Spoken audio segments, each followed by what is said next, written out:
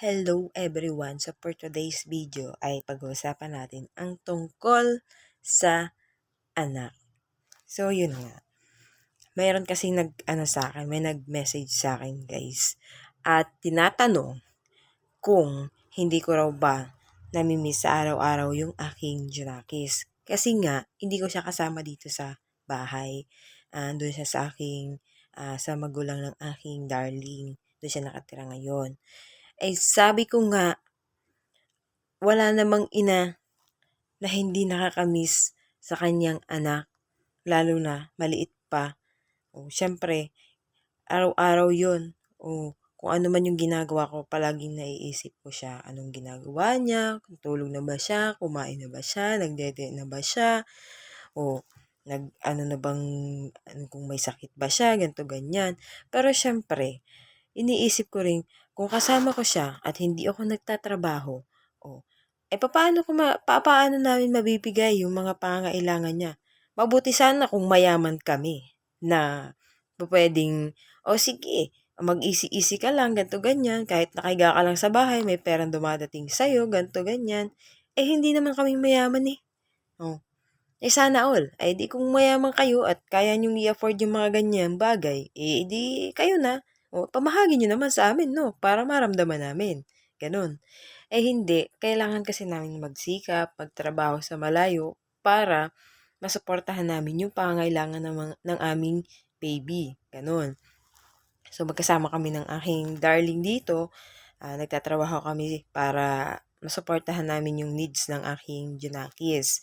So, kaya hindi nyo nakikita madalas sa video ko yung aking baby kasi nga wala kami doon. Hindi namin siya kasama. And kapag may may free time or pag wala kaming pasok, wala kaming duty, umuwi kami doon para kasama naman namin si baby at kahit papaano ay magkaroon kami ng bonding. Ganon. At nakakaiyak kaya guys. Grabe. Kapag nakikita mo yung anak mo na mas sinasamahan pa nila yung lolo at lola nila kasi nga syempre, everyday yun nila kasama. Kaya mas kilala nila yun kaysa sa akin. Kaya yung last time nga guys, nung Sabado na umuwi ako. Hindi naman nila kasi alam na uuwi ako doon nung nakaraang Sabado. Ay nako, pagka magkasama kami sa kwarto at patutulugin ko siya, nako, papayagak na. Ayaw sumama sa akin. Sino kang hindi maiiyak noon? Ako yung nanay pero ang nangyari, hindi man sumama sa akin. Ayaw sumama. Kasi nga hindi niya ako kilala na, si mami ba to? Kilala niya ako sa mukha pero hindi talaga siya sumasama sa akin kapag nakikita niya yung nag-aalaga sa kanya. Parang ganun din yung na-feel ko nung panahon na nung nasa Batangas pa si baby. Parang ang sakit kaya guys, ang sakit sa pakiramdam as in. Nakakaiyak pero kailangan mong magtiis kasi nga hindi tayo pwedeng tumigil kasi wala naman tayong ibang perang asahan na dadating sa atin.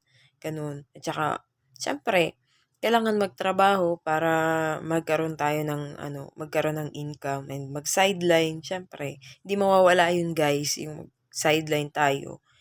Para naman kahit papaano, kahit hindi pa sahod, meron dumadating. So, kung kaya yung mga nakikita nila sa trabaho ko, meron akong konting tinda at ayun, nagpapasalamat ako kasi nga meron kahit papaano may sumusuporta sa akin, yun. Nakakadagdag din yun guys sa gastusin namin sa araw-araw. Nakakabawas yun sa iniisip namin na paano pagka na-short sa budget, ganito ganyan. Di kaswerte nyo kung mayaman kayo at hindi kayo nag-iisip na baka maubos yung kaperahan ko, ganyan. Kasi nga, gastos ako ng gastos. Kaya, naku, kaya kayo, bago kayo magpamilya, isipin nyo muna, magpayaman muna kayo, no? At para hindi kayo mahihirapan pagka nagkaroon na kayo ng baby, no? Mag-ipon kayo. Para hindi kayo mahihirapan pag nagkaroon na kayo ng Junakis. Huwag kayong magmamadali.